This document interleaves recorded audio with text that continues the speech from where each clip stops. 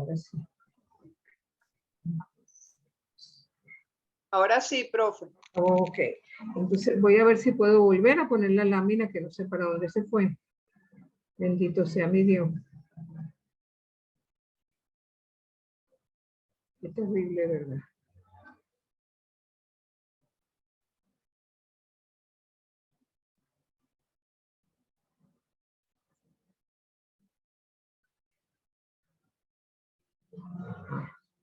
Bueno, voy a ir hablando mientras ella se va cargando. No sé qué están ustedes allí. También se da en Mateo la repetición de fórmulas, poniendo como de manifiesto la unidad de la obra, como es, por ejemplo, el caso de la genealogía, ¿no?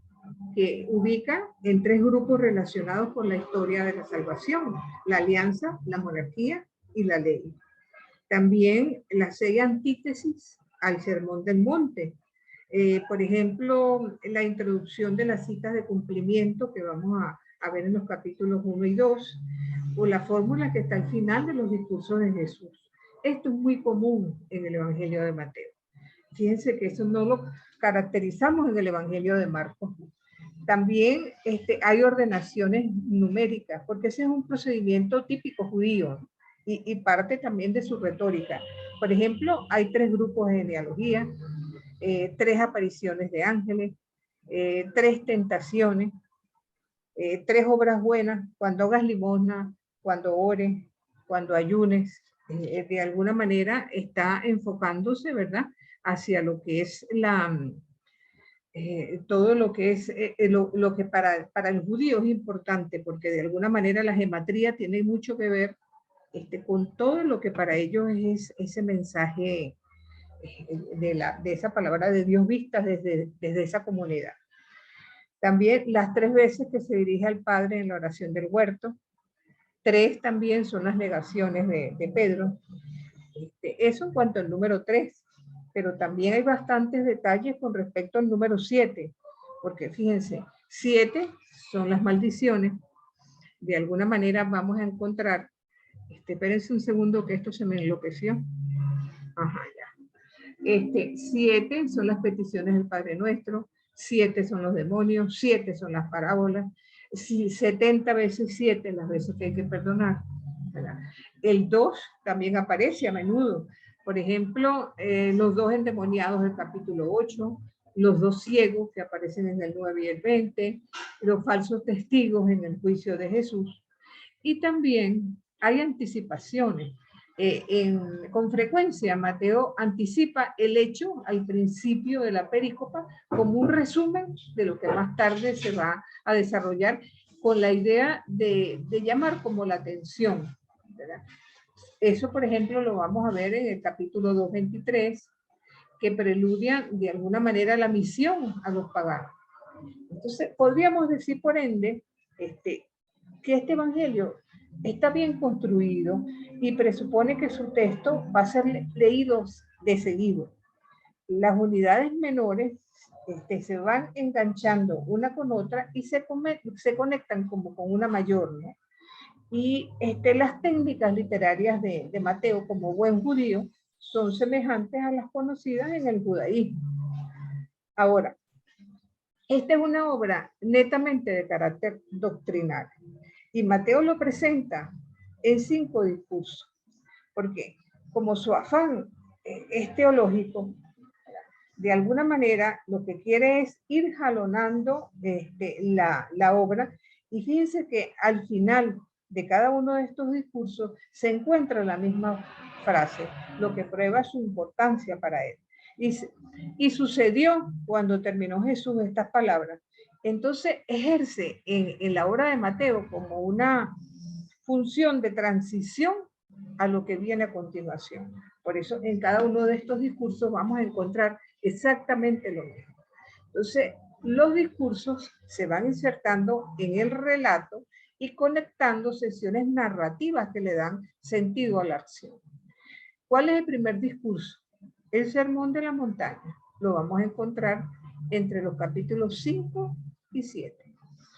Cada uno de ellos va a presentar el mismo esquema: una introducción, un planteamiento de la problemática, En este caso, las bienaventuranzas y la misión de los discípulos.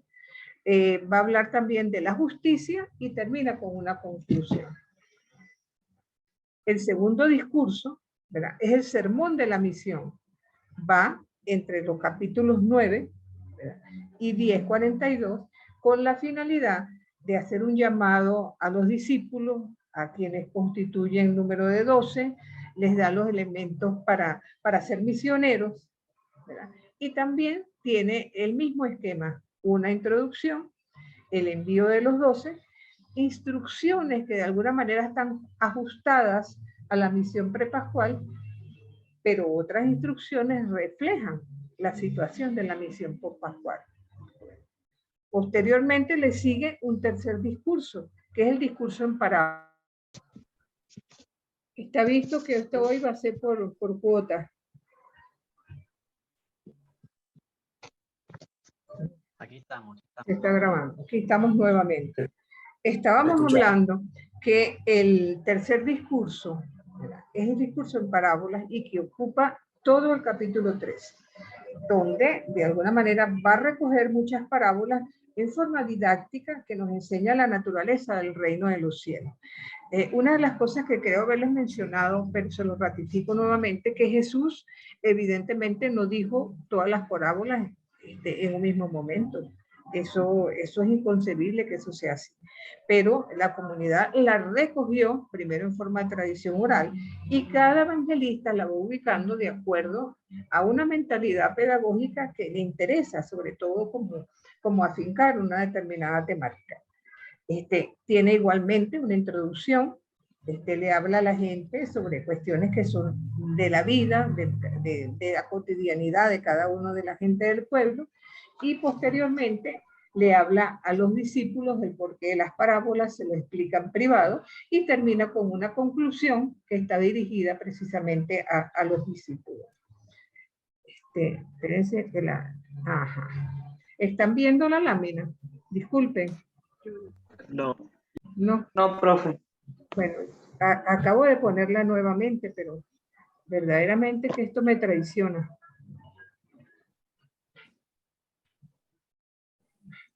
No, no se muestra. Bueno, ahí espero que aparezca en algún momento, aunque sea. Bueno, posteriormente viene un cuarto discurso, que es el discurso eclesial. Ese lo vamos a encontrar en el capítulo 18. Ya Jesús camino a Jerusalén con su discípulo, es el que se considera como el sermón para la iglesia, dirigido a la comunidad reunida, que le escucha y que está llamada a seguir el proyecto del reino. Entonces, pone la base, si se quiere, en común de lo que tiene que ser la vida de ellos, ¿verdad? El aceptar a todos, el ser capaces de ubicar a cada uno en la comunidad, las condiciones para pertenecer a la comunidad, la descripción de los débiles, una comunidad que tiene que celebrar el perdón, y por supuesto termina con una conclusión. Y finalmente, el último discurso es el discurso escatológico. Es bastante propio de Mateo, porque aquí vamos a encontrar una serie de textos que solamente están en Mateo. Corresponde, si se quiere, al capítulo 13 de Marcos, en aquel que habla de la destrucción del templo y que en 3 días se reconstituirá, etcétera, ¿no? Tiene 2 partes, este discurso netamente diferenciada. Una mira hacia atrás, hacia la ruptura con el judaísmo, y otra hacia adelante, hacia la venida definitiva del reino. Entonces, de alguna manera va destacando como una labor redaccional que termina también en parábolas, porque hay unas cuantas parábolas en esta parte, pero que tienen que ver hacia la segunda venida de Cristo. Entonces, y también se estructura hablando de lo que es la hipocresía de los fariseos, la propuesta de una ruptura con el judaísmo y con la sinagoga también, ¿no? La venida del reino, de alguna manera comprende la destrucción de Jerusalén, que es una premisa que está tomada de Marcos, por supuesto. Incluso en esta parte, estamos hablando del capítulo 24, Jesús propone la parábola del ladrón y de los servidores fieles y malos. Las parábolas de las 10 vírgenes, la de los talentos, el juicio final, donde retoma lo propuesto por las bienaventuranzas y habla en forma poética, si se quiere, sobre el reino. Entonces, dicho esto, cinco discursos, vamos a pasar a la división del texto como tal. Ahora sí tienen oportunidad de ver el texto. Sí. Ah, bueno, Sí, gracias. sí se ve. Gracias a Dios. Entonces, hay como varias claves de interpretación en este evangelio. El primero está en la mención del reino de los cielos en vez de hablar del reino de Dios, porque estando dirigido a una comunidad netamente proveniente del judaísmo, el hablar de Dios era considerado una falta de respeto. Por eso ustedes cada vez que quieran mencionar Mateo algo en relación al reino, siempre va a hablar como reino de los cielos. Es el evangelio que por excelencia utiliza el Antiguo Testamento o Primer Testamento, porque de alguna manera va señalando que en el Nuevo Testamento se van cumpliendo una serie de premisas que ya el Antiguo Testamento las había previsto. Es el evangelio del juicio, porque es el único que habla del juicio final. También juntamente con Lucas, habla de los relatos de la infancia. Apenas estos dos evangelistas tienen esos relatos de la infancia. Hace mucho énfasis en lo que es la comunidad de discípulos y, por supuesto, el centro de todo el mensaje del reino para Mateo está en el Sermón de la Montaña. Se considera que el manuscrito más antiguo de este evangelio es el papiro barcelonense, que tiene parte del capítulo 3, del capítulo 5 y de allí hasta el capítulo 22, dando unos salticos en los versículos 25 al 28. Ahora, en cuanto a la construcción del evangelio como tal, viéndolo desde el punto de la estructura literaria, aquí también vamos a encontrar 5 grandes discursos que están insertos en la trama y en el cual va a desarrollar 2 hilos conductores, como dijimos al principio, uno cristológico y otro eclesiológico. Entonces, la construcción de Mateo se presenta desde diversas perspectivas. Al recoger los dichos de la fuente Q y la narrativa de Marcos, agregando además lo propio, va presentando una combinación que divide en 6 partes. En primer lugar, una introducción. Esta introducción va del capítulo 1.1 al 4.22. Y es una sección que tiene procedencia diversa. Los capítulos 1 y 2 son propios de la fuente Mateo. Se refieren al nacimiento, a la infancia de Jesús, con algunas inclusiones de... En cambio, los capítulos 3 y 4 siguen el mismo orden de Marcos, con incorporaciones de Q. Entonces, en este caso, la línea cristológica lleva la pauta en esta parte por encima de la eclesiológica, porque ya el primer versículo está señalando: Jesucristo es hijo de David, es hijo de Abraham, está inserto dentro del pueblo judío. Entonces, subraya el aspecto historia y el aspecto teológico. Incluso en esta parte vamos a encontrar citaciones del Antiguo Testamento de cumplimiento y se reitera a Jesús como hijo de David, tal como aparece en la genealogía, como cumbre de toda la historia de Israel. En este momento y en esta parte, el elemento eclesiológico no se palpa todavía. Sin embargo, en 4:18 en adelante, llama ya a sus primeros discípulos. En la segunda parte, que van entre el 4:23 y el 9:35, vamos a encontrar a un Jesús que es presentado por Marcos como poderoso, poderoso en palabras y poderoso en obras. Es como el segundo bloque del Evangelio, con una perspectiva como más amplia que el primero. Es una sesión unitaria que nos pone a Jesús como un maestro que predica la buena nueva y que al mismo tiempo es capaz de sanar toda dolencia.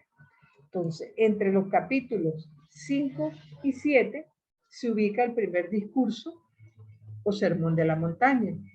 Entre los capítulos 8 y 9 se presentan una serie de curaciones. Y sobre todo vamos viendo que en la narración sobre Jesús prevalece en Mateo el interés doctrinal por su iglesia. En los primeros milagros, como fueron el del leproso, el del hijo del centurión o el de la suegra de Pedro, se destacan de alguna manera los destinatarios. Es muy importante ya ir señalando lo que es la comunidad. En otros relatos destaca la enseñanza sobre la fe, como es en el capítulo 8, 5 y siguiente, sobre el seguimiento. Y de alguna manera, Mateo lo que quiere es afincar que el reino de Dios ya no solamente está anunciado, sino que ya inició. El hilo cristológico aquí se presenta con claridad, porque Jesús es visto como un maestro en contraposición a Moisés o los fariseos, y como hijo de Dios que tiene poder no solamente sobre la enfermedad, también hasta sobre la naturaleza. Pero empieza de a poco, en esta parte, a manifestarse el proyecto Iglesia con más fuerza. Es un llamado. Bueno, aquí estamos nuevamente, Dios mío. Qué barbaridad. Bueno, profesora, todo está bien, profesora, todo está bien. Estamos todos muy en paz. Vuelvo a poner otra vez la lámina, a ver si es posible que no se escape. Bueno, les estaba contando que en esta parte, ¿verdad? Tanto el hilo cristológico como el eclesiológico, de alguna manera se van haciendo como evidentes, ¿no? Y sobre todo, el elemento fundamental en esta segunda parte son como las distintas reacciones que Jesús encuentra. Por una parte, la oposición de las autoridades, por la otra, el seguimiento a los discípulos, los que escuchan, los que dudan, la muchedumbre que le sigue, los que se quedan asombrados con su doctrina. Entonces, las palabras de Jesús introducen un conflicto y plantean un dilema. O le creemos o no le creemos. En ese sentido, vamos a decir que esta perspectiva también la vamos a encontrar en el Evangelio de Marcos, ¿verdad? Posteriormente, vamos, desde el capítulo 9:36 al 12:5, ¿verdad? Que para Jesús poder continuar su obra necesita que los discípulos sean enviados y de alguna manera ir observando las distintas respuestas en la actividad de los discípulos, ¿no? Entonces, aquí está inserto el segundo discurso, ¿no? En el que, el de la misión, en el que va ubicando a los discípulos como seguidores de Jesús, porque sus obras, de alguna manera, tienen que ubicarse, que tienen un trabajo misionero importante. Entonces, ellos tienen que separarse de quienes rechazan ese mensaje. Entonces, de esa manera, ya Jesús les está inculcando que si ellos son rechazados, de la misma manera que es rechazado Él, a ellos también les va esperando ese destino. Entonces, esta actividad inicial de Jesús y de sus discípulos se limita a Israel.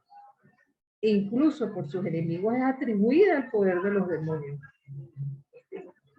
¿Cómo evidenciamos esto? Por textos en los que hablan que ustedes van a ser entregados en los tribunales, que probablemente van a ser torturados o muertos o azotados, que van a ser conducidos ante los gobernantes. Entonces es de alguna manera un aviso de lo que les viene atrás. Entonces el único elemento de discontinuidad, en este caso, entre Jesús y sus discípulos, corresponde a la enseñanza. Jesús enseña, pero ese poder todavía no se les va a dar a los discípulos hasta que ellos estén preparados para ello. Entonces, Mateo no remite meramente a las obras de Jesús, sino también a la que realizan los discípulos por la continuidad entre ambas, ¿no? Y las reacciones que va a suscitar ese ministerio. Entonces, aquí también van a aparecer los hilos cristológicos y eclesiológicos con claridad, porque Jesús llama, Jesús envía, la iglesia comienza a aparecer en torno a los discípulos que también van a ser rechazados. De allí, ¿verdad?, que en la parte que viene, Jesús se va a centrar un poco más a sus discípulos, del capítulo 13, donde empiezan las parábolas, hasta el capítulo 17. Aquí está el discurso de parábolas y toda la temática va a ir en torno a la fe. Aquí hay curaciones, hay enseñanza y nuevamente reacciones. Los discípulos deben crecer en la fe, mientras que los enemigos que siguen a Jesús decrecen en fe. Es más, algunos ni siquiera la llegan a tener. Entonces, a Jesús le siguen de alguna manera como dos corrientes, los que optan por él y los que no. Y el énfasis en que a cada uno de estos grupos se le conoce por su fruto.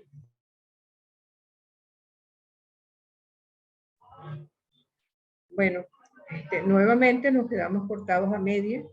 Estaba explicándoles que en esta parte en que Jesús se dedica más a compartir con sus discípulos, ya se va evidenciando que el mismo rechazo que se siente hacia Jesús también se va a sentir hacia quienes le acompañan. Entonces, nos muestran en esta parte a Jesús como un maestro que suscita la fe, pero que entra en conflicto con un mundo que lo rechaza. Pero es interesante que también en esta etapa se ve cómo los discípulos tambalean en la fe. El hilo eclesiológico muestra el esfuerzo de Jesús por hacer comunidad y por ir constituyendo la iglesia. Y no es tan fácil para Jesús. ¿Recuerdan cuando nosotros decíamos en Marcos que Jesús evidenciaba la falta de los discípulos con mucha claridad, los regañaba, ustedes no terminan de entender, ¿cómo es posible que tenga que explicarle esto 2 y 3 veces? Y sin embargo, ¿verdad?, en el caso de Mateo, muy por el contrario, es capaz de afirmar una y otra vez que los discípulos no es que no entienden, ellos entienden perfectamente, pero simplemente ellos necesitan un poco más de tiempo, están en proceso, es que eso se va dando de a poco. Y entonces eso de alguna manera es evidenciado con mucha claridad en el Evangelio de Mateo. ¿Ustedes me están escuchando? Sí, perfecto. Ah, sí, porque Sí, perfecto. de repente a un lado de la pantalla aparecen algunos y de repente se desaparecen. Y yo dije, ay, Dios mío. Después viene... No, estamos bien, porque estamos aquí. Gracias a Dios. Y se ve perfecto la lámina. Gracias a Dios. Entonces, después viene la etapa siguiente, del capítulo 18 hasta el 22, donde se da, si se quiere, la ruptura con el judaísmo. El relato desemboca en un discurso eclesial donde Jesús pone las bases de la comunidad y que va a ser de proyección a los padres de la iglesia. Jesús se pone en camino a Jerusalén con sus discípulos. Entonces, aquí es una temática más eclesial que cristológica. No hay casi curaciones, sino enseñanza y parábolas sobre el rechazo, en las que Mateo subraya 2 ideas: el rechazo de Israel y la advertencia a la comunidad cristiana.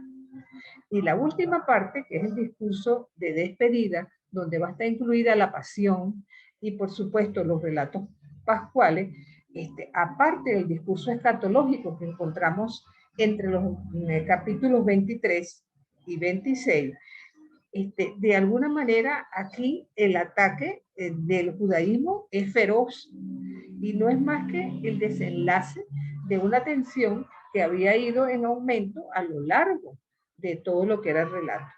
Entonces, en esta parte vamos a encontrar que tiene un marcado carácter escatológico, está dirigido a la iglesia, a la que exhorta la perseverancia, el estar consciente de que pueden ser perseguidos, estar preparados para la vuelta del Señor, dar frutos de justicia cristiana y de alguna manera esto todo está enmarcado en las narraciones de la pasión, muerte y resurrección, porque Mateo presenta la pasión como el desenlace de toda la obra, escrita en forma narrativa, que tiene su culmen en el capítulo 27, cuando Pilatos se lava las manos, el extranjero, el que no es del pueblo, es inocente.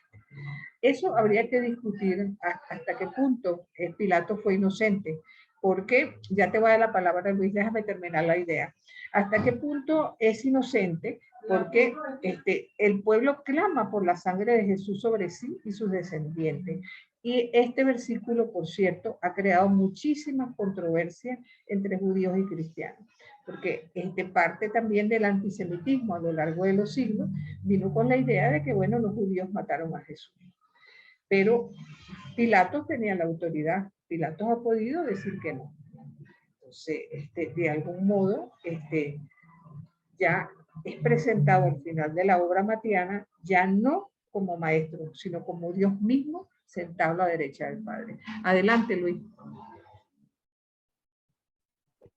Sí, profesora, la pregunta mía va con respecto a, en este hilo conductor también hay algo interesante por lo que he leído por ahí, ¿no? Que habla que por una parte se habla siempre del reino de Dios o del reino de los cielos en este caso, pero llega un punto donde Jesús ya no habla más del reino de Dios, sino que ya empieza a hablar de sí y de todo este discurso escatológico, o sea, cambia un poco este panorama, no sé si aquí, ¿cómo ese lenguaje? Entonces, ¿dónde lo veríamos acá? O sea, porque es interesante ese cambio, ¿no? Ese cambio de rol, como de rol o de Sí, presentación bueno, del mensaje, ¿no?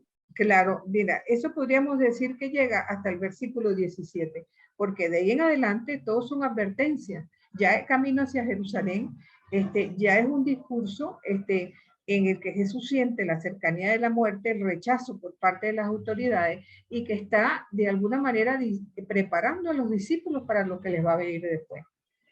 Entonces, ya ahí entonces, ya el reino ya se inició, el reino ya va en camino, pero de que llegue a feliz término va a depender de cada uno de ellos.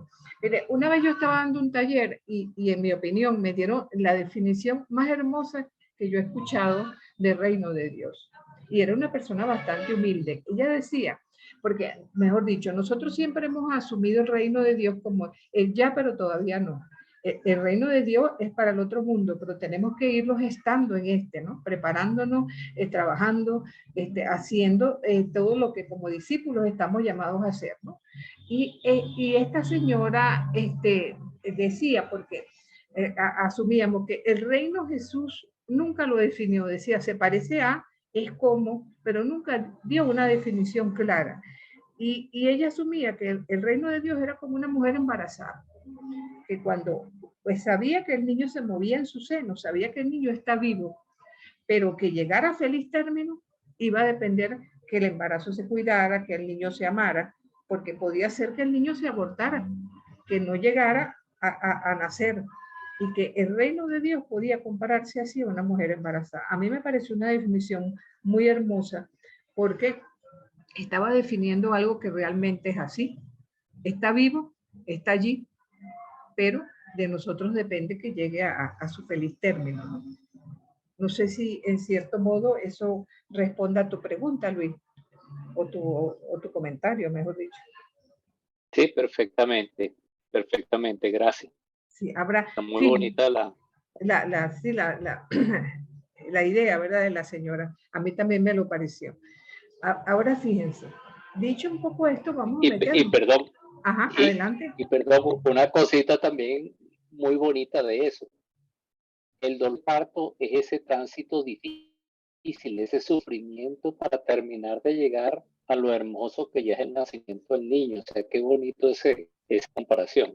Sí, y de hecho Juan en el discurso de despedida habla de la alegría de la mujer que está en dolores de parto cuando finalmente tiene el niño en los brazos, ¿no? Y que la comunidad también debe parir. O sea, es un poco, ¿no? Esa evocación, ya visto de otra perspectiva, la juánica, pero nos está diciendo exactamente lo mismo. Entonces, fíjense en algo. Si nosotros nos abocamos al contexto histórico, ya estaríamos hablando de la comunidad de Mateo, y no solamente de la comunidad de Mateo, sino de todo lo que implica el lugar donde se elaboró el Evangelio, el autor, etc. Ahora, leyendo la obra, ¿verdad? Sabemos que se trata de una comunidad que no es homogénea, que la mayor parte de la comunidad proviene del judaísmo, pero también hay unos provenientes del helenismo y uno que otro proveniente del paganismo, con una mezcla de experiencias de las que surgen conflictos por las diferencias. La comunidad de Mateo mantiene fuertes polémicas. Aquí estamos nuevamente. A ver si se está grabando. Ajá. Les decía que esta es una comunidad y que abiertamente tiene polémicas con el judaísmo, sobre todo con los fariseos, que fueron quienes prevalecieron después del año 70, ¿no? Porque la discusión se centra en quién es el verdadero pueblo de Dios. Los fariseos asumen que el pueblo de Dios son ellos, la flor y la nata de lo que queda, en tanto que la comunidad de Mateo afirma que ellos son el nuevo pueblo de Dios. Y de allí viene entonces quién es el verdadero intérprete de la escritura, cómo se tiene que interpretar. Recordemos que los judíos respetaban los 613 preceptos, pero entonces esa se enfrenta con la propuesta de Jesús acerca del amor. Entonces hay un choque entre dos mentalidades, pero ya la iglesia se ha separado de la sinagoga y está en lucha abierta con la misma. La considera completamente ajena. Fíjense que cuando se expresan, por ejemplo, en el capítulo 23-34, se habla de su sinagoga, como que si ellos ya no pertenecen a la misma, porque ha roto completamente con lo que es la sinagoga y el templo. Es una iglesia que tiene problemas internos, porque hay muchas deficiencias en la coherencia entre fe y vida, sobre todo en los momentos difíciles, lo que explica esa insistencia por parte del evangelista a exigir que se dé buenos frutos. Y una cosa bien interesante, en la comunidad hay falsos profetas que propagan doctrinas erróneas. Pudiéramos verlo en lo que es el capítulo 7, 15 al 23, si alguno de ustedes lo quiere buscar, porque se considera que esas doctrinas erróneas vienen de los fariseos o con nexo con ellos, y que de alguna manera, a pesar de que se confiesan cristianos, lo que hacen es escandalizar dentro de la comunidad. ¿Alguien lo tiene?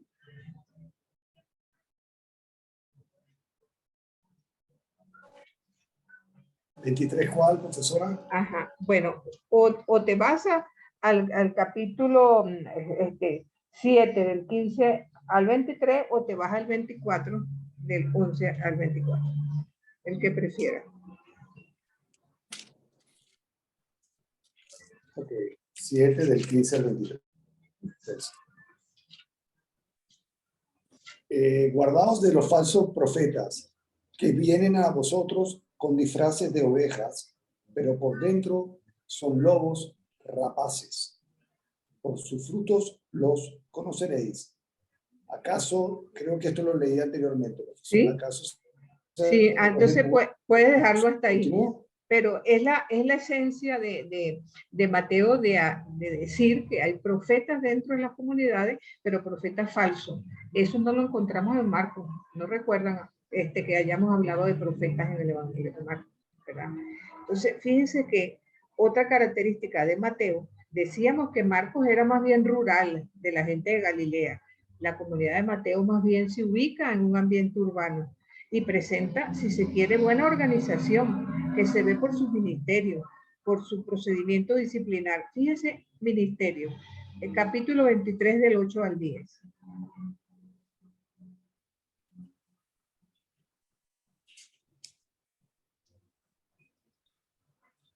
¿Qué capítulo, profesora? Disculpe. Ajá, 23, del 8 al 10.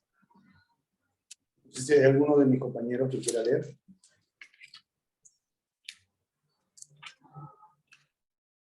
Vosotros, en cambio, no os dejéis llamar rabí, porque uno solo es vuestro maestro. Y vosotros sois todos hermanos. Ni llaméis a nadie padre vuestro en la tierra, porque uno solo es vuestro Padre, el del cielo. Entonces, y tampoco no, sigue. Ajá, adelante, perdón. Sí. Ni tampoco os dejéis llamar instructores, porque uno solo es vuestro instructor, el Cristo. El mayor entre vosotros será vuestro servidor, pues el que se enlace será humillado y el que se humille será ensalzado. Fíjate que ya se va viendo que hay gente que quiere estar ocupando puestos de liderazgo dentro de la comunidad. Cuando nosotros leemos los Hechos de los Apóstoles, asumimos que esos puestos de liderazgo se ocupan de acuerdo a los carismas. Aquí pareciera que son gente que quieren poner su autoridad por encima de los demás. Y es criticada precisamente en los evangelios. Por otro lado, estamos hablando de la comunidad. Hablemos ahora de Antioquía. Antioquía era la tercera ciudad del Imperio Romano y es donde se cree que surgió este evangelio. Entonces, era una ciudad cosmopolita que tenía el griego como lengua franca y al helenismo como aglutinador de distintas ideas, ¿verdad? Con una colonia judía importante y altamente influenciada por el helenismo, lo que dio lugar a distintos conflictos. Y eso se observa de alguna manera en distintas fases a lo largo de esta iglesia. Voy a tratar nuevamente de poner y de compartir la pantalla que a cada rato se va. Ajá. Entonces, estamos hablando, su fundación se refleja en los Hechos de los Apóstoles, en el capítulo 8, aparentemente fundada por judeocristianos helenistas que habían huido de Jerusalén durante la primera persecución. Pero aquí se pasó algo importante y es que se aceptó por primera vez en su seno a los gentiles y tuvo un papel importantísimo la figura de Pablo, ¿no? Entonces van surgiendo como dos polos de atención. Por una parte Jerusalén, por el otro Antioquía, como los dos grandes centros en la primera hora de la iglesia, pero con características completamente diferentes. ¿Por qué? Porque por un lado, Jerusalén es una comunidad judio-cristiana estricta, que está vinculada a la ley. En cambio, Antioquía es más libre con respecto a la ley. El concilio de Jerusalén, que está reflejado tanto en Hechos 15 como en el capítulo 2 de la carta a los Gálatas, fue una asamblea entre estas dos iglesias, en las cuales se reconoció la legitimidad de ambas. Luego después viene una segunda fase en la que empiezan a plantearse conflictos abiertos. Quien gobernaba en Jerusalén era Santiago, de cuño projudío. En cambio, Pedro es quien va a Antioquía y toma para sí algunas actitudes libres de esa iglesia. Y eso trajo problemas porque Pedro empezó a comportarse como los antioqueños. Y es allí donde Pablo, en Gálatas, le llama la atención. Bueno, Pedro, ¿qué es lo que te pasa a ti? Cuando estás con los judíos, te comportas como judío. Pero cuando estás con los gentiles, te comportas como gentil. O sea, ¿qué es eso? No tienes que comportarte igual de la misma forma en ambas partes. Incluso lo tacha de débil. Ahora, ¿cómo terminó este asunto? Con el denominado decreto apostólico del concilio de Jerusalén, que hizo posible la convivencia y la unidad entre los cristianos que provenían tanto del judaísmo como del paganismo. Y fue una solución, si se quiere, intermedia. Entonces, ¿cómo? El Evangelio de Mateo es considerado por muchos como el Evangelio de la iglesia de Antioquía, porque es el único que se ubica como punto de referencia. Y eso lo encontramos en el capítulo 4, en el versículo 24. Entonces, contrariamente a lo que se opinaba, el Evangelio de Mateo fue escrito en griego. Fíjense que muchos decían, ¿cómo es posible que un evangelio de puño judío se haya escrito en griego cuando debe haberse escrito en hebreo o en arameo? Cosa que no fue así. Y ahora, el origen antioqueño de Mateo es confirmado por padres de la iglesia como Ignacio de Antioquía, como San Policarpo, que habla como el Evangelio de Antioquía referido a Mateo. Entonces, ¿qué características podemos entonces nosotros decir de este Evangelio? Dos a nivel teológico. Mateo basa su teología en la muerte y resurrección de Jesús como liberación de la ley. Y eso fue acogido por los sectores que no eran cristianos, que no eran cristianos, no, perdón, los cristianos que venían del paganismo con mucha alegría, por decirlo así. Ahora, cuando los profetas de la fuente Q tienen que huir de Palestina por la guerra judía. ¿Hacia dónde van? Hacia Antioquía precisamente, y su teología se basaba más bien en la figura del Hijo del Hombre, que era muy afín al sector judío-cristiano. Entonces Mateo, con ambas tradiciones, si se quiere, logra sintetizar ambas, ¿verdad? Y tratar de poner amistad entre las familias que estaban, si se quiere, divididas. Por ejemplo, habla mucho de las ovejas perdidas del pueblo de Israel, habla la misión para todo, tradiciones legalistas a las cuales critica. O sea que Mateo trata en su evangelio de evocar un verdadero encuentro de tradición. Entonces, la iglesia de Mateo, comparada con la de Marcos, es más fuerte, es organizada a nivel ministerial, tiene maestros, profetas, sabios. Es una iglesia que tiene que hacer frente a varias realidades. La lucha con el judaísmo de cuño fariseo, que obligaba a que todo aquel que se confesara cristiano era excluido del pueblo de Israel. También conoce un conflicto intraeclesial por los falsos profetas que se han adherido pues, a la fe, que no están dando buenos frutos. Y para Mateo, Pedro es el prototipo de los discípulos y el garante de las tradiciones. Es del evangelista Mateo esa misión de Pablo: tú serás la cabeza prácticamente de todo lo que vamos a encontrar en el capítulo 16. Además de esto, tendríamos que decir que, como fue escrito muy posteriormente a Marcos, bastante contemporáneo del Evangelio de Lucas, y fue conocido por Ignacio de Antioquía, se menciona este Evangelio en la Didache, en la primera de Pedro. Entonces se supone que la composición evidentemente fue antes del siglo II y probablemente hacia los años 80, 85 aparentemente. Ahora, cuando en Mateo 22:7 se habla del banquete nupcial, se hace alusión a frases que no pueden explicarse más que con referencia a la destrucción del año 70. Fíjense que cuesta a veces evocar cuando el Evangelio nos dice que Jesús estaba sentado en el templo enseñando, pero resulta que cuando este Evangelio se escribe ya no hay templo. Y sin embargo están hablando de una situación anterior a la redacción del Evangelio. Entonces, esto lo encontramos en Mateo 22:7, cuando lo que nos plantea allí, evidentemente, evoca que ya el templo pasó a una mejor vida.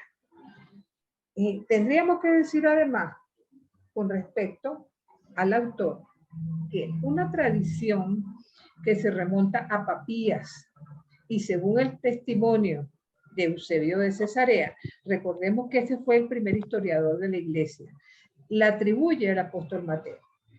Ahora, la mayor parte de los autores no dan crédito a esa afirmación y consideran que el autor debe haber sido un judío cristiano desconocido, abierto a los problemas helenistas y que considera mucho la autoridad de Pedro.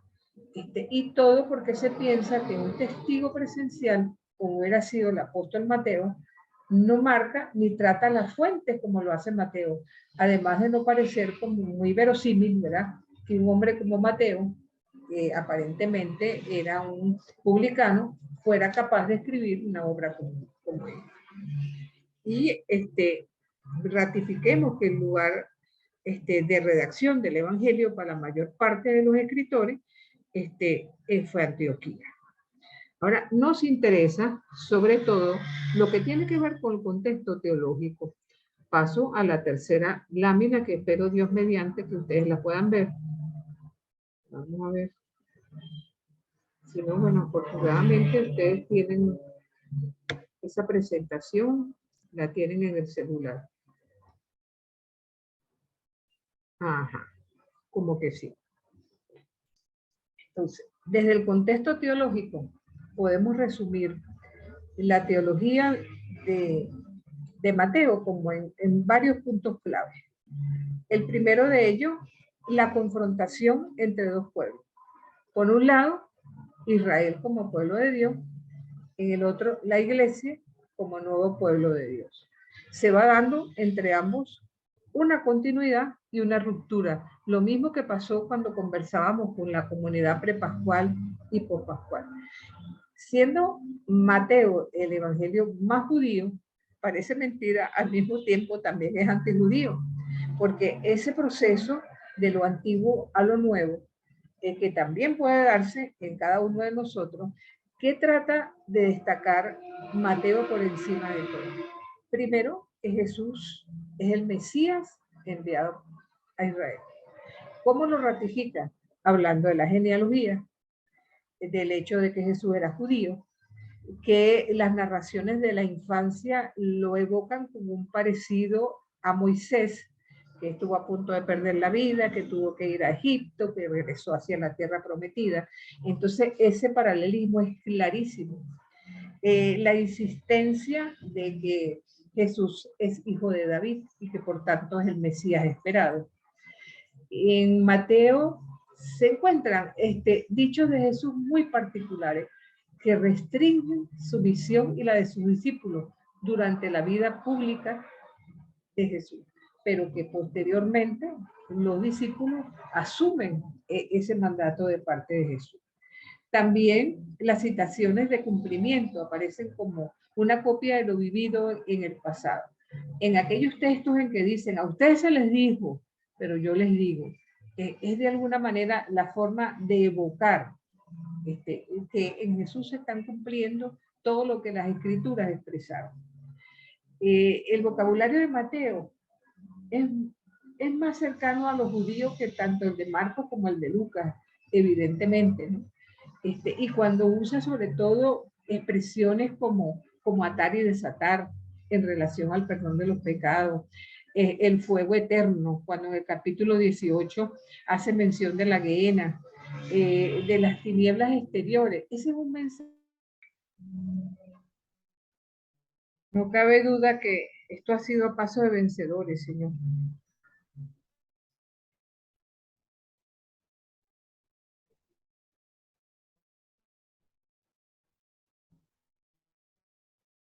Se está grabando, ¿verdad? Sí. Bueno, ya me pierdo hasta dónde me he quedado. Pues, por esos lares. Sí.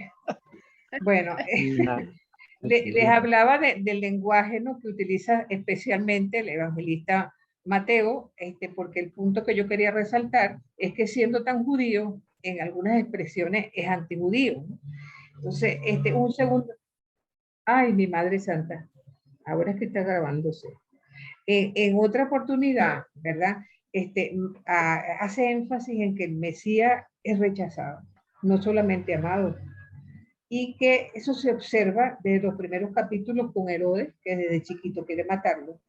Y la hipocresía y el rechazo están presentes a lo largo de su camino. Nuevamente Mateo presenta que tanto el pueblo como las autoridades siguen a Jesús. Y al final se va viendo en parábolas como la de los dos hijos, la de los viñadores asesinos, la de la boda del hijo del rey, en la que se nota la oposición entre los dos hijos. Entonces, de alguna manera, Mateo hace el énfasis de que el destino de Israel es aceptar a Jesús y salvarse, o sencillamente rechazarlo y ser destruido. Y todo en aras del nuevo pueblo que se está gestando, de aquellos que son capaces de seguir a Jesús. Y entonces va de alguna manera con ello discriminando las raíces judías. Y de algún modo ese es el fondo de esa polémica antijudía en el que se van enfrentando los grupos que todavía perviven en el judaísmo y los que se han convertido al cristianismo. Esto es una realidad en el Evangelio de Mateo. Entonces, quizás el rechazo más violento de la comunidad cristiana se da en tiempos de Pablo y que aquí se ahonda con la destrucción de Jerusalén, cuando huyen los rabinos a la población de Cefar ¿verdad? Y ese grupo de judíos que quedaron y pervivieron en el año 70 tuvieron gran influencia dentro de las comunidades.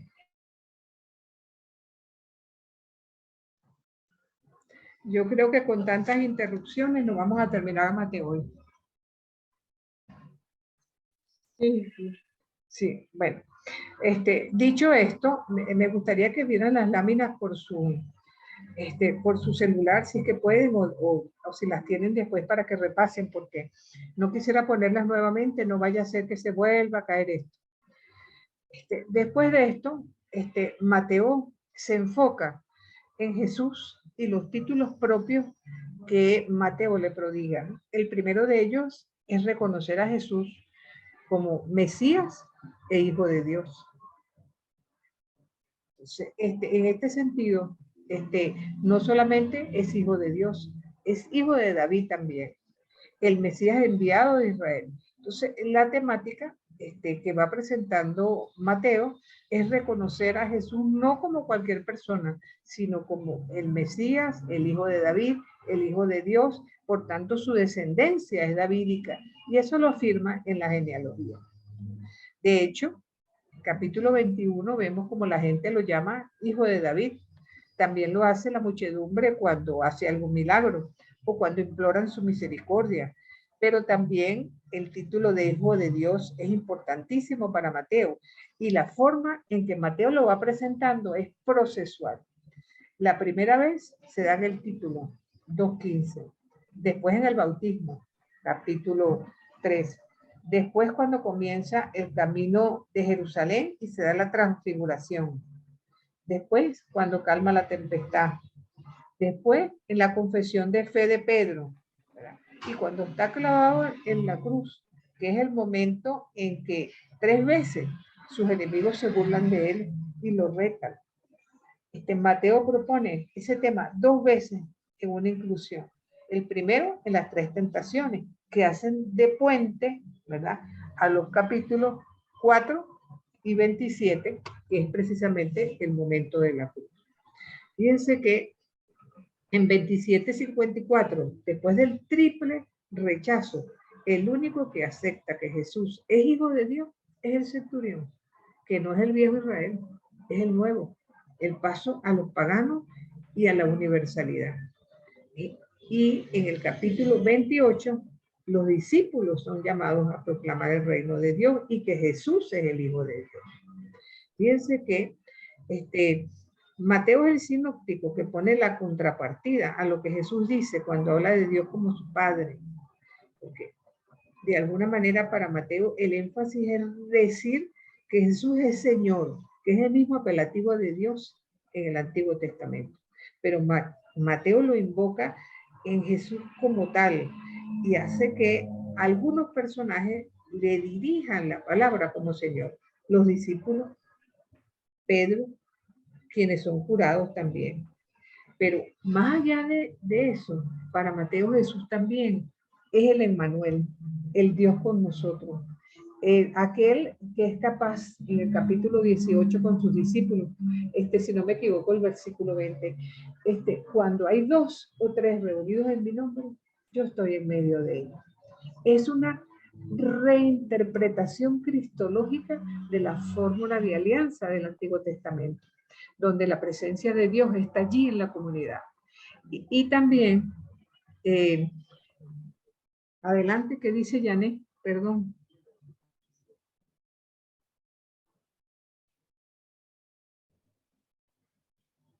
No, profe, tranquila, tranquila, siga, siga. Es Elizabeth que se disculpa. No, ok, está bien. No hay problema. Y también es el Hijo del Hombre, que tiene, de alguna manera, cuando Mateo toca ese tema, donde más lo destaca es en la pasión, pero por supuesto en la parucía, en la segunda venida de Cristo, como autopresentación. Para Mateo, el Hijo del Hombre recibe de parte de Dios su característica como Hijo de Dios. Eso no es tan evidente en Marcos. Para Mateo, también Juan Bautista, Jesús y los enviados pospascuales, o sea, los discípulos, pertenecen a la misma historia de la salvación, pues todos predican lo mismo, el reino de los cielos. y todos encuentran el mismo rechazo en Israel. Ahora, fíjense que este evangelio también tiene una particularidad, y es el ser considerado el evangelio eclesial. ¿Por qué razón es considerado el evangelio eclesial? Porque 2 veces aparece la palabra iglesia, eclesia. Puede ser que en alguna de sus Biblias, en vez de decir iglesia, diga asamblea, que sería lo mismo, ¿no? Me gustaría que buscaran esos 2 textos. Uno es Mateo 16, 18 y otro es Mateo 18, 17.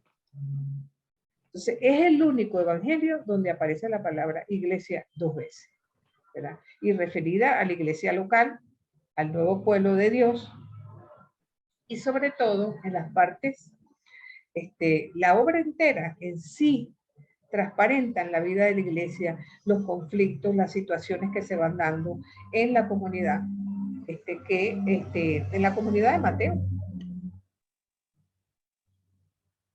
Y fíjense que Mateo, a diferencia de Marcos, profundiza y suaviza muchas cosas. Es lo que le he comentado en varias oportunidades. Para él los discípulos son gente que sigue a Jesús, quizás con poca fe o que no entienden mucho, pero no que no entiendan nada como Marcos. ¿Alguien tiene los textos referidos? Mateo 16, 18 y 18. Y yo, adelante. Y yo a mi vez te digo que tú eres Pedro, y sobre esta piedra edificaré mi iglesia, y las puertas del Hades no prevalecerán contra ella. Perfecto, Rubén. Y 18, 17, Rubén.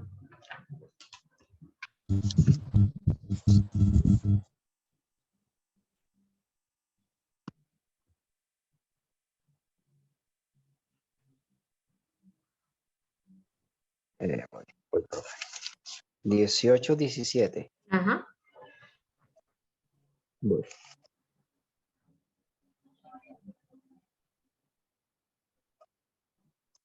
Si lo desoye a ellos, díselo a la comunidad. La comunidad Y sí. allí es presentada como iglesia, como asamblea. En el texto griego dice Ajá, iglesia. okay.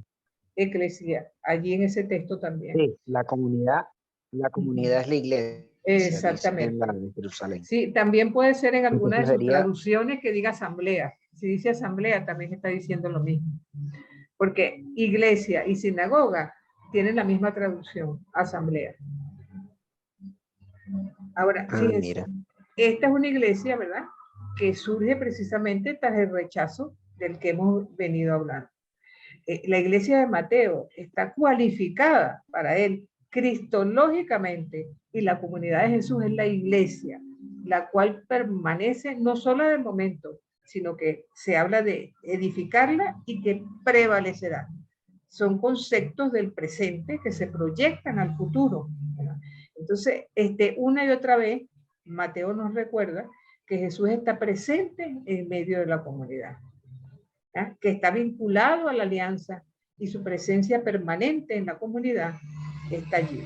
Que la iglesia es fraternidad, ya no serán llamados discípulos, sino hermanos, en torno al hermano mayor resucitado. Es algo verdaderamente hermoso. Otra característica que en Mateo, la palabra apóstol, que es tan importante, digamos desde el punto de vista eclesial, solamente aparece una sola vez, en 10:2. Pero el concepto de discípulo se repite N veces a lo largo del Evangelio, ¿verdad?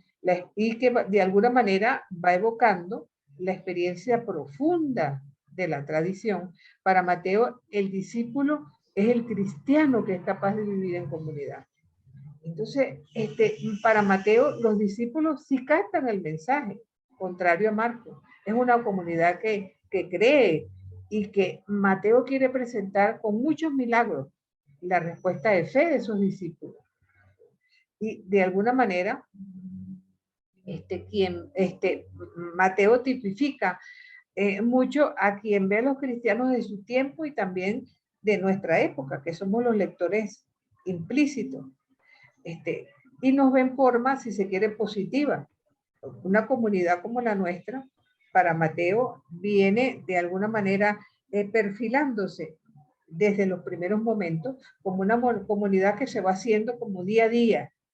Ahora, ¿cuál es el problema que Mateo plantea básicamente? Y eso se ve a lo largo en el capítulo 6, en el capítulo 8, hasta el capítulo 17. Es que permanezcan en la comunidad con la poca fe que tienen. Para Mateo el problema no es de anuncio, es de profundización. Y eso para también nosotros es una llamada de atención, porque si en algún momento hemos tenido crisis en la iglesia, es ahorita, se nos han ido muchos bautizados. ¿Cuál ha sido la razón por la que se han ido? Si nosotros evocamos en ellos la visión de Mateo, es eso, que en los malos momentos sean capaces de permanecer, aunque tengan poca fe, y que busquen ir profundizando esa fe, no darle la espalda. Otra cosa que es característica de Mateo es la importancia primordial que le da a Pedro entre todos los demás. Es Pedro quien camina sobre las aguas en el capítulo 14, el que hace la profesión de fe en el capítulo 16, el que hace la pregunta sobre las instituciones judías en el 17, el que le pregunta a Jesús, ¿y cuántas veces debemos perdonar, Jesús? Entonces, hay temas que son solamente de Mateo y que presentan a Pedro como fundamento de la iglesia, como el primero que reconoce a Jesús y camina por él, el primero que es llamado por Jesús. Pero Mateo tampoco se engaña, también lo evoca en sus aspectos negativos. El Pedro de la incomprensión, el Pedro que lo negó, el que por un momento tiene poca fe y que Jesús lo llama piedra de escándalo, pero también es el portavoz de los discípulos. También Pedro es el único que pregunta a Jesús sobre las leyes. Hay en el mundo judío dos términos que se usan con mucha frecuencia: la Agadá, que tiene que ver con la parte narrativa, y la Halakha, que tiene que ver con la ley. Y solo a él Jesús responde a Pedro. Él le pregunta sobre los alimentos puros e impuros en el capítulo 15, sobre el perdón en el capítulo 18 y sobre los impuestos en el 17. Y es a Pedro a quien le da esa respuesta, porque para Mateo, Pedro es el prototipo del discípulo. Corre hacia Jesús, pero tiene miedo. Y cuando tiene miedo, en mitad del peligro, clama por su salvación. Pero es también quien confiesa la fe. Es además una figura histórica con un papel irrepetible.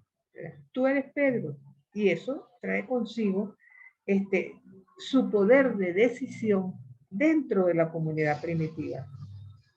Entonces, esto es una insistencia una y otra vez que vamos a observar en Mateo acerca de la figura de Pedro, perdón, y llega incluso a decirle: te daré las llaves del reino de los cielos. Es lo que hacen 18:18. Entonces, los papas, los sucesores de Pedro, reciben ese mismo poder, pero en situaciones históricas y diferentes y no en forma personal, como ocurrió entre Pedro y Jesús. Ahora, otra característica de Mateo es que vamos a encontrar profetas y escribas dentro de la comunidad. Marcos no presenta esa doble figura, sino solo de la del profeta. Mateo, en cambio, a sabiendas que su comunidad está organizada, cuenta con un embrión de procedimiento disciplinar. Veamos, por ejemplo, 23:34, si alguien lo puede buscar. Fíjense que en el capítulo 10, en versículo 41, se habla de profetas ambulantes que dan testimonio de vida. Es un ministerio muy conocido en el cristianismo primitivo. Así como en su momento, en el Antiguo Testamento, habla de Elías o de Eliseo. ¿Quién tiene 23:34, por favor? Por eso, he aquí que yo envío a vuestros profetas, sabios y escribas, a uno los mataréis, crucificarán, a otro los azotarán en vuestras sinagogas y los perseguirán de ciudad en ciudad. Ajá, fíjense. También la figura de escribas cristianos está presente en este evangelio. En este caso, capítulo 13, versículos 51 y 52.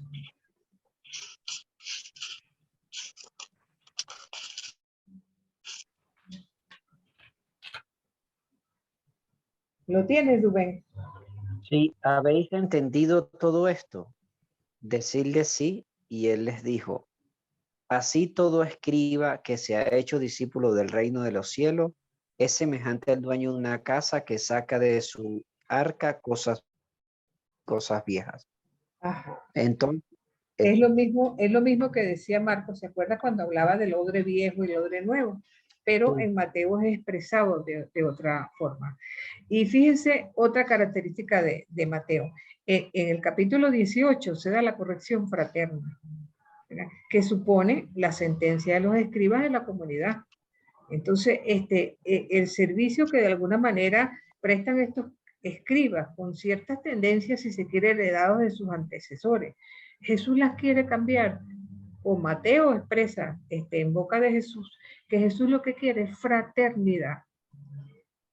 También son importantes, en el capítulo 23 hay una serie de ay, donde Jesús lanza 7 maldiciones a los escribas y fariseos, pero con intención catequética, recordar lo malo que hacían y pedir a la comunidad cristiana que no sean como ellos, lo cual quiere decir que ese ataque también va dirigido a los fariseos que ocupaban dentro de la comunidad de Mateo, ¿cómo se llama?, posiciones semejantes.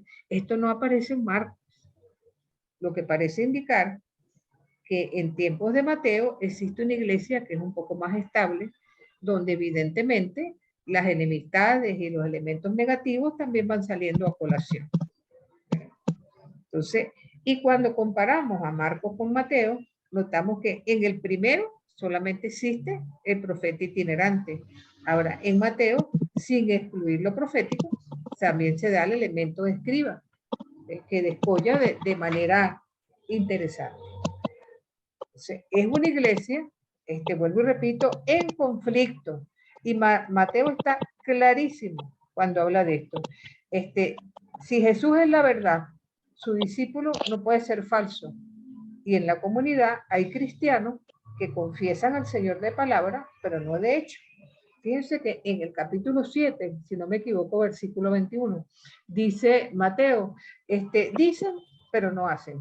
Es un poco esa dicotomía entre el decir y el actuar, que también nosotros podemos llevar como crítica, pues, a las comunidades cristianas de nuestra época, ¿no? Y está claro que en la comunidad de Mateo hay conflicto, pero fíjense que no tanto con los saduceos o aquellos que no son cristianos, sino con aquellos fariseos que han ingresado a la comunidad cristiana y que de alguna manera quieren tener dentro de la comunidad cristiana el mismo comportamiento que tenían como judíos. Y es allí donde está la raíz del conflicto. Otro detalle del evangelista Mateo es que él acentúa el aspecto moral de la enseñanza de Jesús para mostrar que la vida personal y comunitaria tiene que estar preñada de justicia. Ahora, ¿cuál es la ubicación de la palabra, de la práctica de la justicia en una comunidad en la que la cizaña y el trigo crecen juntos, en la que hay buenos y malos, en la que existe la tentación de querer arrancar lo malo para quedarse con lo bueno?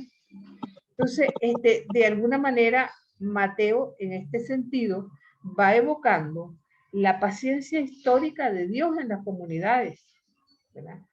Una comunidad que tiene que dar buenos frutos, pero una comunidad que tiene que ir paso a paso con paciencia, al lado de los que no dan tan buenos frutos.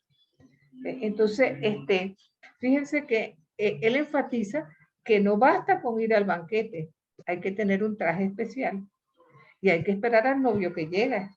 Hay que ser prudente, porque resulta que los necios también esperan.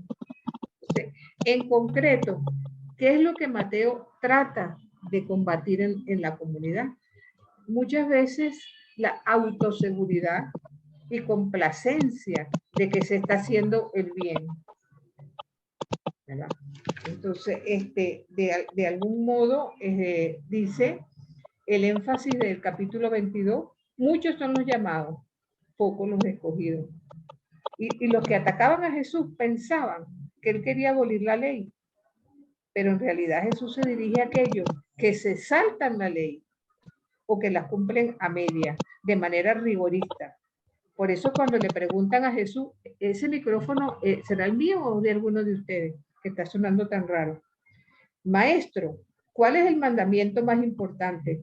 Y Jesús responde, amar a Dios sobre todas las cosas y al prójimo. 19:19. Entonces, hay una tendencia en la comunidad al debatir la moral cristiana sobre lo necesario de practicar la justicia. De ahí el programa del capítulo 5. Fíjense que si lo llevamos a algo conclusivo, no basta con no matar. Hay muchas formas de hacer daño. No basta con no cometer adulterio. A veces se desea a la mujer del prójimo del corazón o al marido, mosca. No basta con no ser perjuro cuando podemos decir que sí o que no. No basta el ojo por ojo. Hay que perdonar siempre. No basta con no tener rencor. Hay que amar incluso a los enemigos. Esta es la visión de Mateo que nos presenta acerca de Jesús. Una lucha y una crítica feroz contra la hipocresía y la falta de religiosidad que se encubre a veces en un legalismo que no es más que pura injusticia y mentira. Entonces, los elementos para finalizar de Mateo es que es clave, es el futuro. Está presente a lo largo de su evangelio en tensión continua, la realidad actual versus la futura. Y ese sentido está planteado por él con la venida del Hijo del Hombre como testigo y juez del universo, como lo presenta a partir del capítulo 16. Entonces, es el único evangelista que habla de la parucía. Lo habla en el capítulo 24, versículo 3. Y nos proyecta hacia el juicio futuro del que ninguno de nosotros puede librarse. Y en 25:31, con el juicio final, más bien suena como una venida amenazante y desestabilizadora, por lo que se requiere de parte de la persona dos actitudes: conversión y dar fruto. Es una exhortación a la vigilancia, y eso es lo que nos pide el evangelista Mateo como vocero de su visión querigmática acerca de Jesús de Nazaret. Con esto, brevemente, porque esto es como una pildorita y con tantas interrupciones más, evocamos qué es lo que nos presenta la Biblia en boca de Mateo. Sobre todo con algunos contrastes que hemos hecho con la comunidad marcana, y con ello les cedo la palabra a cada uno de ustedes, sin antes recordarles que este es el único tema que no tiene, bueno, el único tema no, porque hay dos más. Aquí, esta semana es un ensayo, pero un ensayo que tiene que ver con el capítulo 5, con la limosna, la oración, y todo lo que el capítulo 5 nos regala, pero evocándolo sobre todo a la realidad nuestra venezolana que estamos viviendo en estos momentos. Adelante, por favor, sus comentarios, sus palabras siempre acertadas, alguna inquietud, pregunta si la tienen.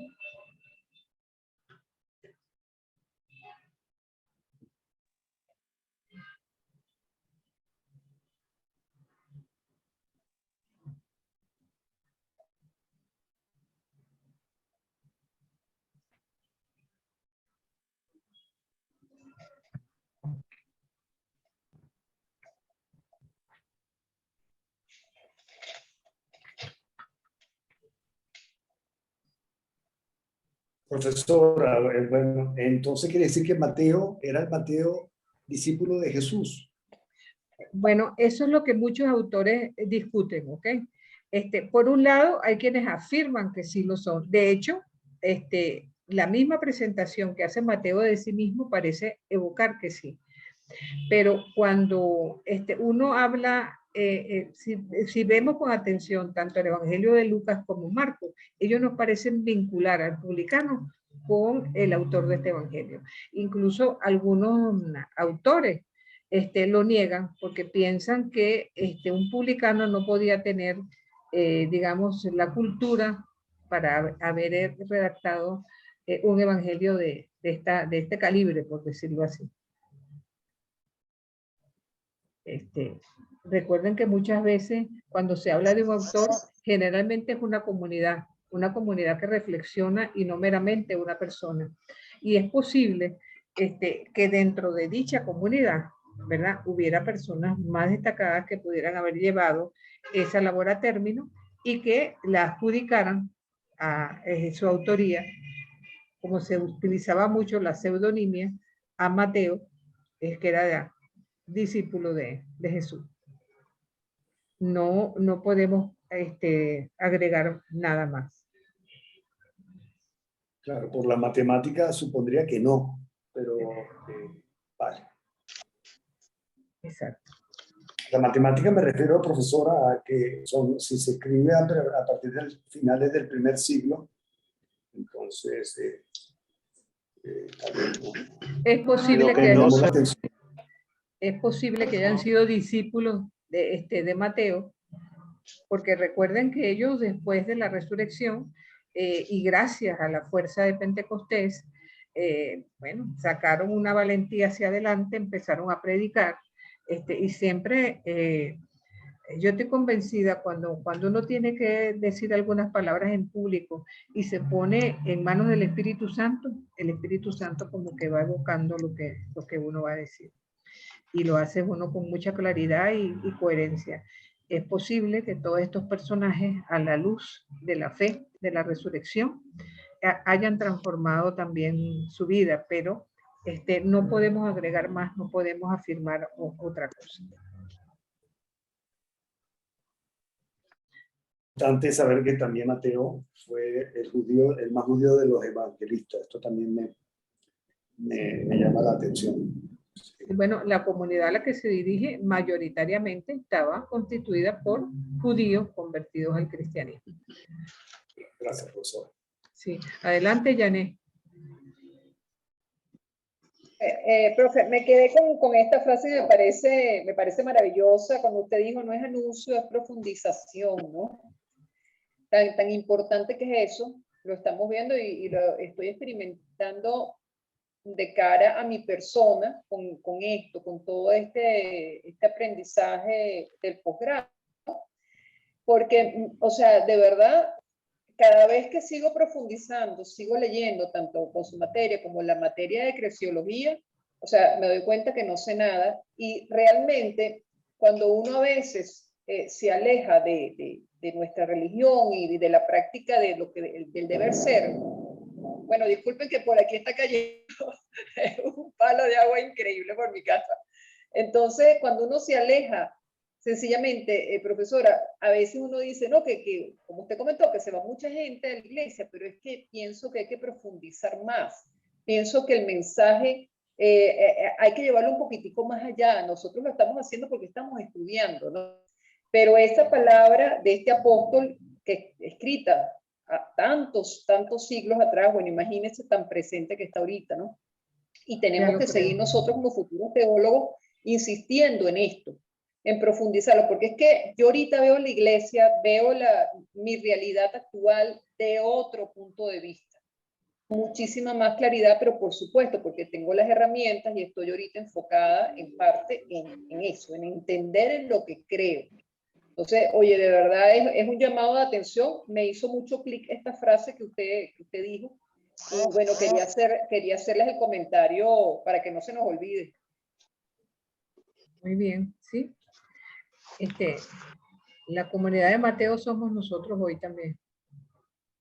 Sí, profe, a mí me llamó la atención de toda tu exposición lo que hablabas de Pedro, ¿no? La figura de Pedro en el Evangelio que no había caído en cuenta y me pareció súper iluminador, sobre todo esto en Mateo 16, 18, que dice, más yo también te digo que tú eres Pedro y sobre esta roca edificaré mi iglesia.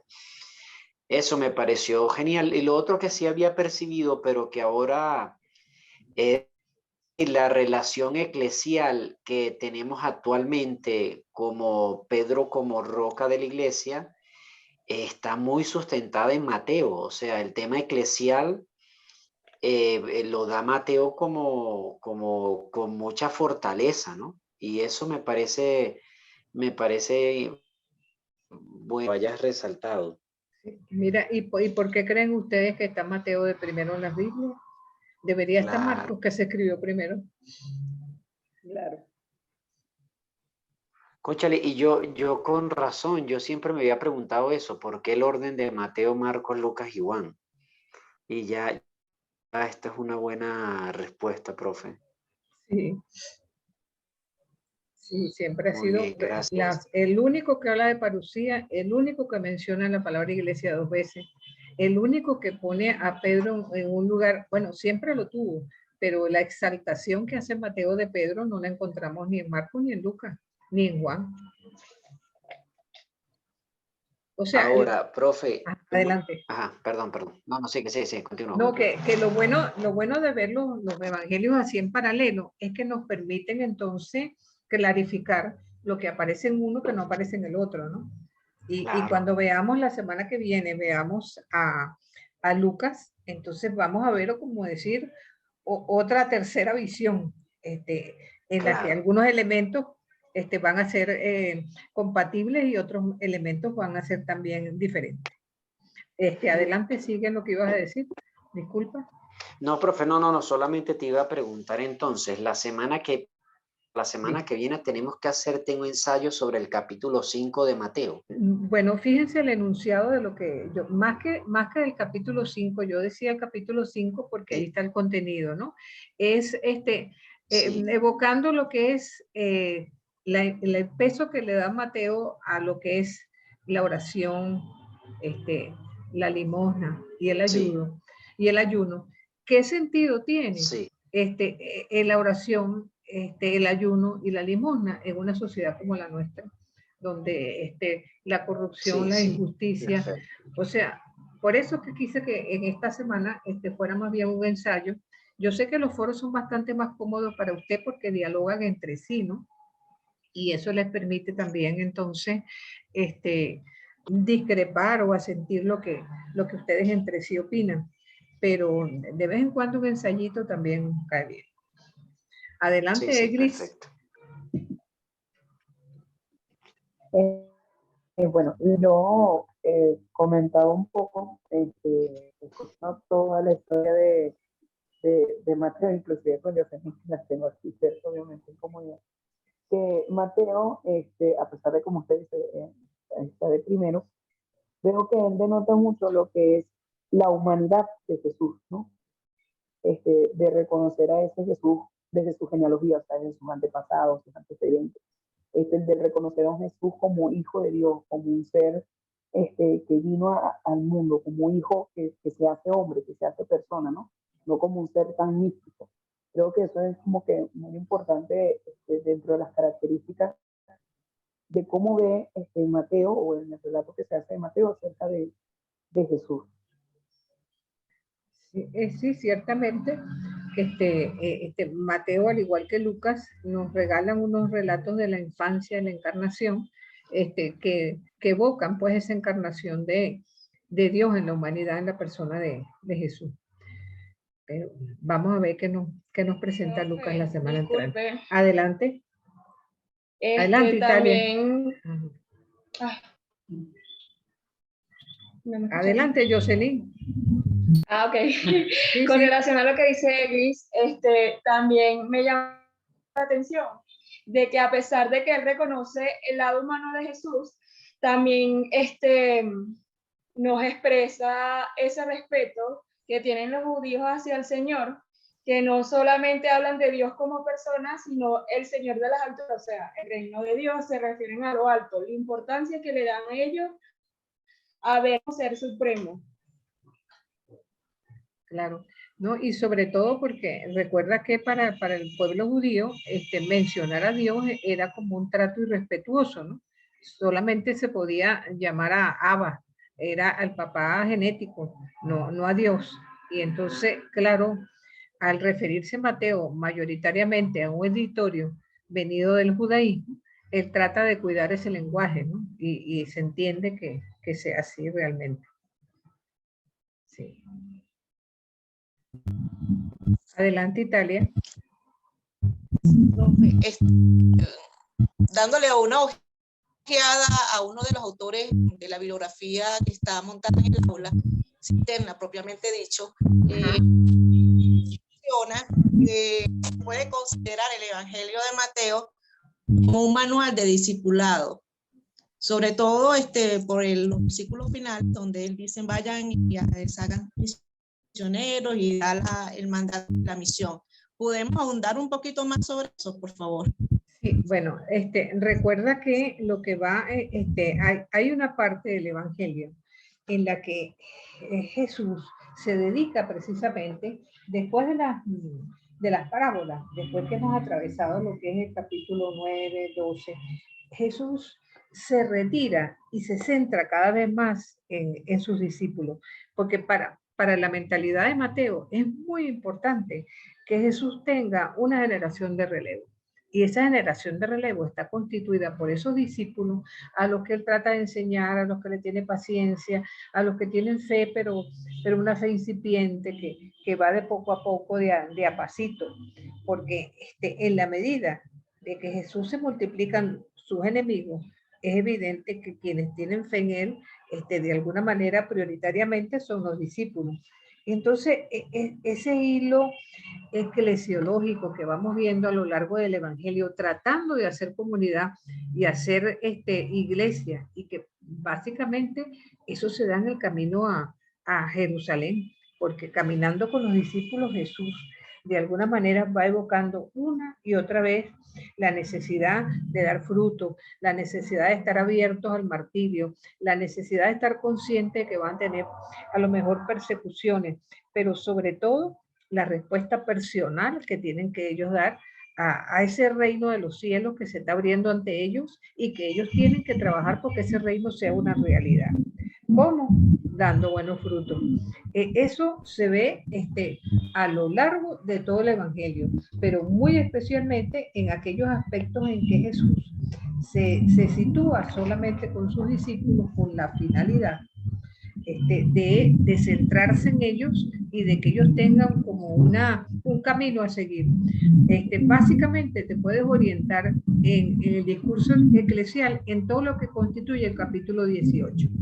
Porque es un sermón para la iglesia, está dirigido a la comunidad reunida que escucha, que tiene que asumir el proyecto y que evidentemente Jesús lo evoca hablando de sus discípulos, pero Mateo lo evoca además hablando de la comunidad matiana, porque fíjese que ahí se expresa cuáles son las bases para una vida en común.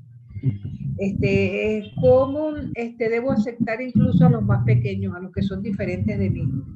¿Cuáles son las condiciones para formar parte de la comunidad? ¿Soy capaz de perdonar? Si yo no soy capaz de perdonar, no soy digno de pertenecer a esta comunidad. Si yo no soy capaz de ser fraterno con los débiles, no soy capaz de pertenecer o no debo pertenecer a esta comunidad. Ese énfasis que se ve, sobre todo te recomiendo el capítulo 18, que es el que lo marca como con más énfasis, ¿no? Todo esto que te estoy comentando. Ok, pero basándonos en ello, entonces la comunidad actual eclesial debería basarse en enseñar también a los miembros de la comunidad a ser discípulos.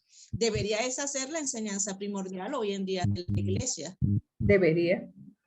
Para poderlo en ese nuevo reino hecho realidad hoy. Sí, ciertamente, ciertamente. Fíjate que ahorita se hace mucho énfasis en lo individual, en una espiritualidad personal, en una ética que sea como muy, muy intimista, ¿no? Y se ha dejado un poco de lado el énfasis de lo comunitario. Entonces, en más de una oportunidad se nos pone como ejemplo lo que fue la comunidad primitiva, que, ojo, los hechos de los apóstoles no nos presentan una comunidad idílica, era una comunidad con conflictos y problemas, pero de alguna manera se dan como las bases para resolver dichos conflictos. Una comunidad que está abierta completamente a la coinonía, está abierta a la comunión y está abierta a la diaconía. Entonces, toda la comunidad de todas las épocas deberían estar abiertas a esas tres aristas, vamos a decir, en las cuales Mateo hace énfasis mucho a lo largo de su evangelio. Ojalá, como dices tú, que todas las comunidades eclesiales de hoy tuvieran esa apertura.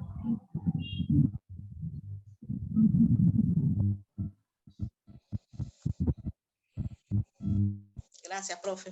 A la orden, mi niña.